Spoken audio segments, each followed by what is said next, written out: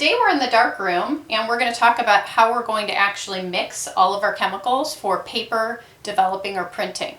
So we're going to actually take a set of negatives and we're going to use an enlarger to enlarge the image, and then once it's enlarged on our black and white paper, which should look like this, we will go ahead and take the sheet of paper in a dark, light, tight environment, and we're going to submerge it into the developer.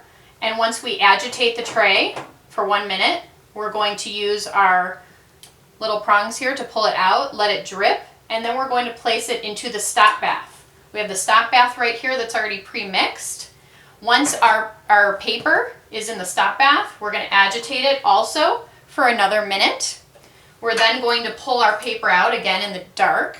We're going to let it drip, and then we're going to place it into the fixed tray. Once it's in the fixed tray, it will be in here for 2 to 3 minutes so that it can fix. And then we will once again use our tongs to pull it out, let it drip, and then we're going to go ahead and put it in the sink. Once it's in the sink, it'll be in a water tray, and the water will flush onto the paper continuously so that the image gets rinsed, and then we'll hang it to dry.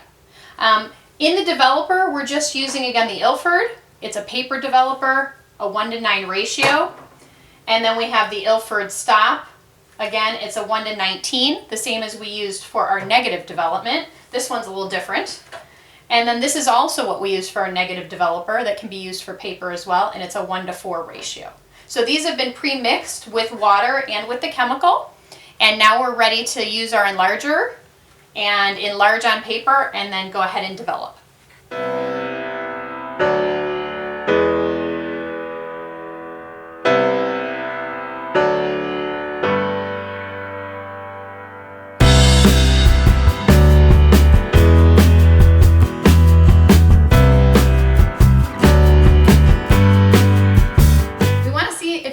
Actually strikes your fancy. So here today we are with the enlarger. We have an enlarger machine in the darkroom, and we have our sleeve of negatives that we've already developed. You can get them developed at a local black and white film developing store, or you can do it yourself, and you can see our video if you want to see how to actually develop your negatives from black and white. Once you've selected a negative or an image that you like, you're going to use your easel, which is this right here. On the enlarger, it opens up and you slide your negative in there. You close it and then you place it in the enlarger. If you notice, we actually have the enlarger on right now. And so there's light that actually beams down through here. The light would actually beam down onto our easel. So this is what's called an easel. We're able to lift this up and slide our photo paper in here in the dark, and then close our easel, and then project our image. So ultimately the image gets projected through the negative onto our paper, which we like to use the Ilford black and white, and then we have a timer here that's hooked into our enlarger. All we do is press the button, and it will actually turn the enlarger on for the amount of time that we would like it to be on. I'm going to demonstrate that in just one moment.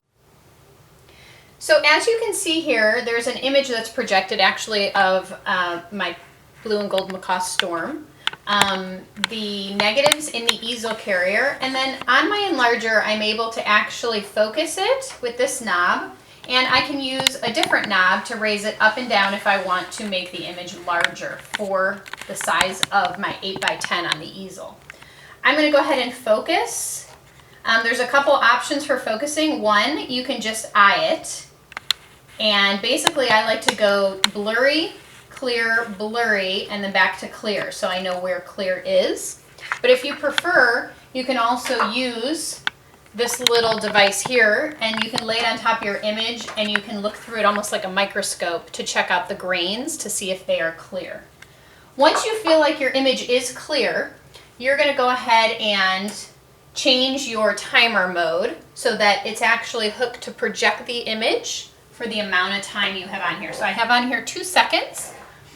So if I had a piece of paper and I was in complete darkness with possibly just a red light, I would lift my easel up, slide my paper in here against the little notches, shut the easel, and then I would go ahead and hit my timed button, and it's going to expose my image for 2 seconds.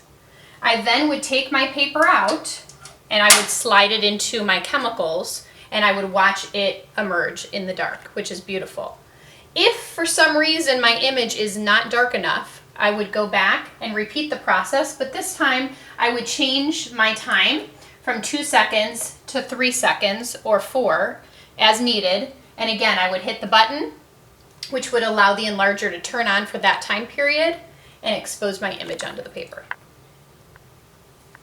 Here we go again, this time for 3 seconds. So I developed my first image from film, and here it is.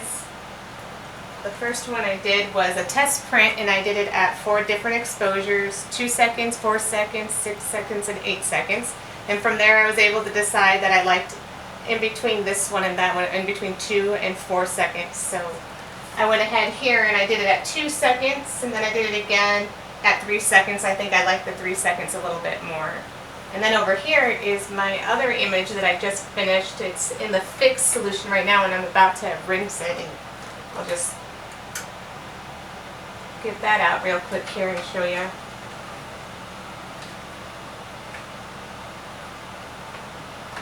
Alright.